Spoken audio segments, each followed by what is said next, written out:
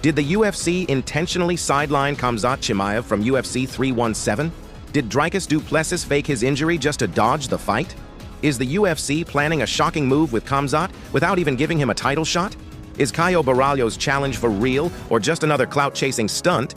And the biggest question, will Khamzat even be on the UFC 317 card, or has the UFC turned its back on the wolf? If you want the real truth behind the chaos, don't blink, because the storm is just getting started. Fight fans, the heat around UFC 317 is getting real.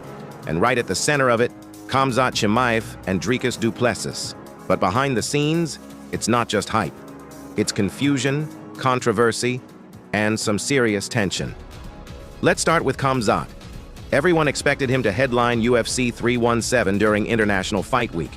But when the official fight card dropped, his name was nowhere to be seen. No announcement, no denial, just silence.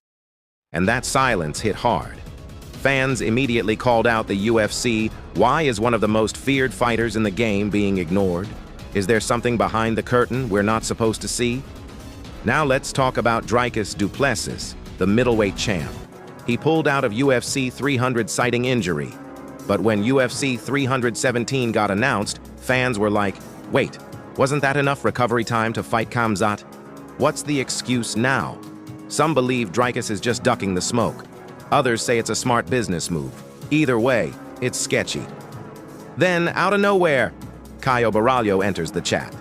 Dude calls out Khamzat publicly on Twitter. I'll be your Huckleberry. Short notice. Middleweight. Fans are torn. Is this a real offer or just some Twitter flex? Later, Caio even confirmed he's ready to step in if the UFC gives him the call. Meanwhile, the hype around UFC 317 is exploding. But fans are losing patience fast. Khamzat's fans are pissed. They want to see him fight, and they want answers.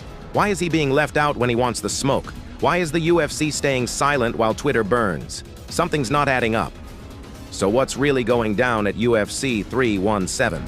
Is Khamzat finally stepping into the octagon or being frozen out? Is Dricus hiding behind excuses or playing smart chess? And is Caio Borralho really stepping up or just chasing headlines?